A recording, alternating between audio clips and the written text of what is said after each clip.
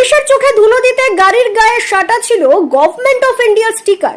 দেখলে মনে হতে পারে সরকারি গাড়ি, কিন্তু সেই সরকারি মোড়কের আড়ালেই চলছিল মাদকের কারবার।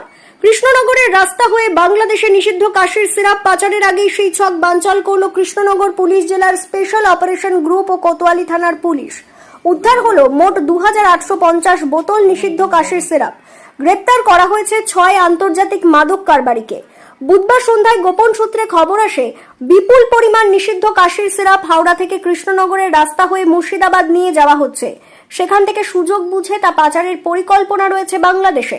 খবর পেয়ে কৃষ্ণনগরের নক্ষত্র ভবন এলাকায় সাদা পোশাকে ওত পেতে বসেন কোতোয়ালি থানার পুলিশ কর্মীরা। রাত প্রায় 2টো হঠাৎ এলাকায় ঢোকে একটি বিলাসবহুল গাড়ি। গাড়ির গায়ে বড় করে লেখা গভর্নমেন্ট অফ ইন্ডিয়া। সন্দেহ হওয়ায় গাড়িটিকে থামায় পুলিশ। পুলিশের দাবি, নজর এড়াতেই পাচারকারীরা গাড়িতে সরকারি স্টিকার ব্যবহার করেছিল। পুলিশ গাড়ি আটক করতেই চালক গাড়ি লক করে সেখান থেকে চম্পট দেয়।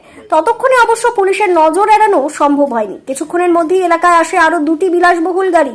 সেগুলিকেও আটক করে পুলিশ। প্রথম গাড়ির দরজা ভেতর থেকে লক থাকায় শেষ পর্যন্ত কাঁচ ভেঙে গাড়ির দরজা খুলতে হয়। তল্লাশি চালাতেই বেরিয়ে আসে আসল রহস্য, গাড়ির ভেতর ঠাসা নিষিদ্ধ কাশির সিরাপ। প্রথম গাড়ি থেকে উদ্ধার হয় 1500 বোতল। পরে আটক করা আরো 2টি গাড়ি থেকে উদ্ধার হয় 1350 বোতল কাশির সিরাপ। সব মিলিয়ে উদ্ধার হয়েছে 2850 বোতল। 2টি গাড়িতে থাকা চালক সহ মোট 6 জনকে গ্রেপ্তার করে পুলিশ। ধৃতেরা হলো হাওড়ার বাসিন্দা রবি কুমার ও বিষ্ণু কুমার, আন্দুলের রাজু মোল্লা এবং মুর্শিদাবাদের জলঙ্গির মিঠুন মণ্ডল, ডোমকলের সাহাবুল শেখ ও ইয়াসিন শেখ। পুলিশের প্রাথমিক অনুমান, হাওড়া থেকে বিপুল পরিমাণ কাশির সিরাপ নিয়ে কৃষ্ণনগরে ঢুকেছিল পাচারকারীরা। এরপর কৃষ্ণনগর করিমপুর রাজ্য সড়ক ধরে মুর্শিদাবাদে পৌঁছে দেবার কথা ছিল সেই চালান। সেখান থেকে সুযোগ বুঝে সীমান্ত পেরিয়ে বাংলাদেশে পাচারের পরিকল্পনা ছিল বলে প্রাথমিক তদন্তে অনুমান পুলিশের। গভর্নমেন্ট অফ ইন্ডিয়া স্টিকার লাগানো গাড়ির আড়ালে এভাবে মাদকের চালান পাচারের চেষ্টা ঘিরে রীতিমতো চাঞ্চল্য ছড়িয়েছে।